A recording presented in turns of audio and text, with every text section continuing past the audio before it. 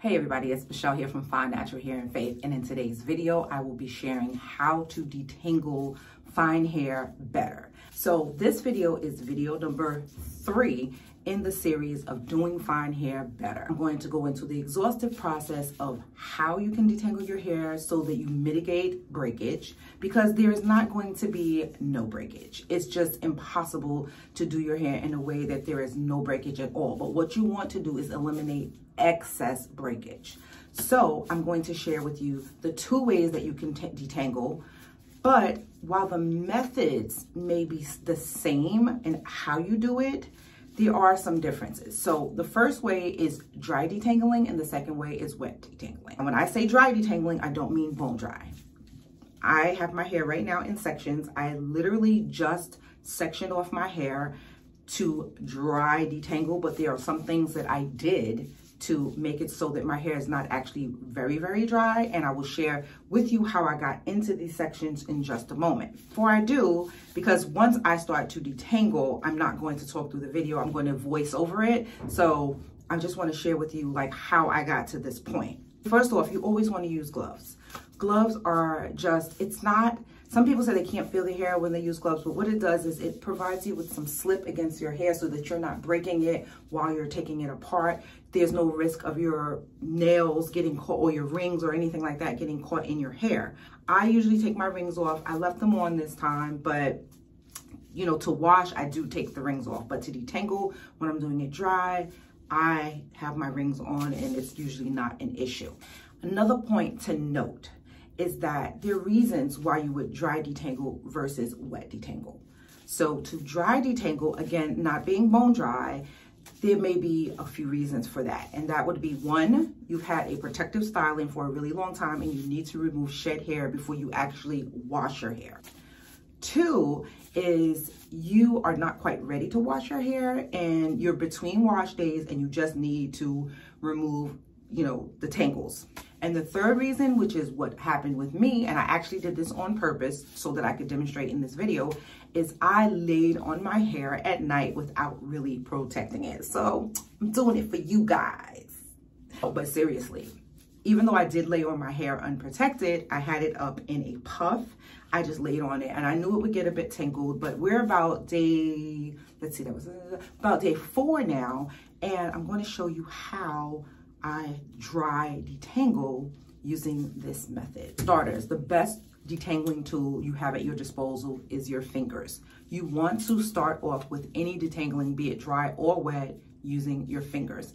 And then you will move on to a detangling tool like this wide tooth comb. This is a seamless comb, so the hair does not get caught up on seams. And then we have the Easy Detangler. Now I also have the Felicia Leatherwood brush, which is similar to this, but it doesn't give as much as this one does.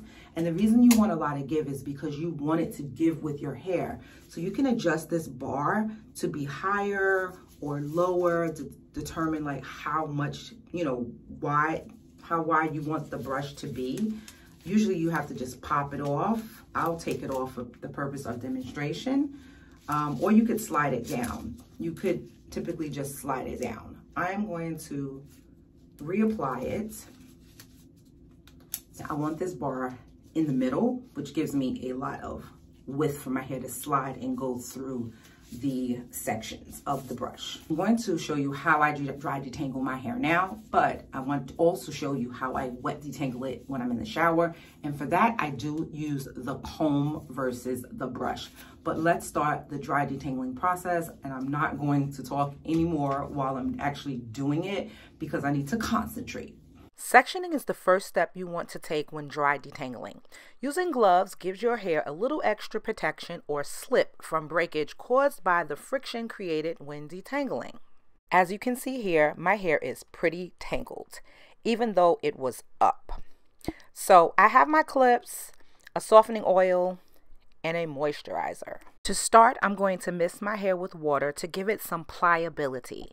Misting your hair so it's damp also helps give your hair a little slip so you can manipulate it into sections. I've found this method to work really well at cutting down breakage as I'm sectioning my hair, because when I'm pulling my hair apart, that is a great opportunity for breakage if the hair is too dry. Also notice I'm not using a comb to separate my hair, just my fingers. Now for the rest of the demo, enjoy the music and watch my technique for dry detangling. Then we'll move on to wet detangling.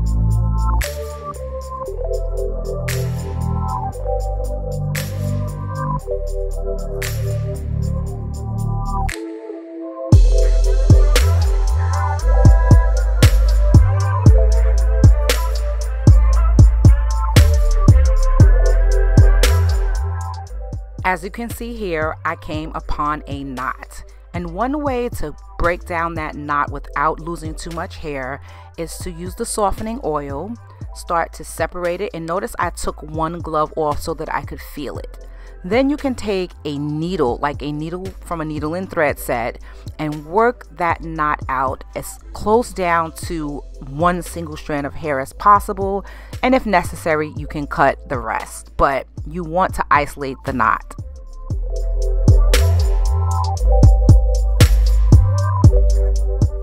When wet detangling in the shower, you have options. The amount of density you have will determine if you should work in sections like when dry detangling. Because I don't have a lot of density and I'm using the shower stream to help me, I can usually detangle easily without lots of sections. When it comes to detangling the hair wet, the shower stream is very helpful. The pressure of the water helps aid in the detangling process. So I like to use my fingers to detangle first and foremost, and of course with gloves on so that my nails do not rip my hair. However, I do take the gloves off from time to time. Then I'll move on to using the wide seamless comb. In this previously recorded clip, I'm using the comb outside of the shower on my wet hair, but you can use it in the shower with the shower stream to make detangling your hair even easier. Notice I'm working from ends to roots and reversing from roots to ends. This really helps with removing tangles that occur at the root much easier. Remember, if you have lots of hair, even though it's fine, you want to do this in sections. So based on what I've shared, whichever method you use to detangle, the key is to always take your time and be gentle. Thank you for watching, and I'll see you next week for the final video in the series, Fine Hair, Doing It Better. I'll be sharing in-depth tips for how to protective style fine hair, well, better.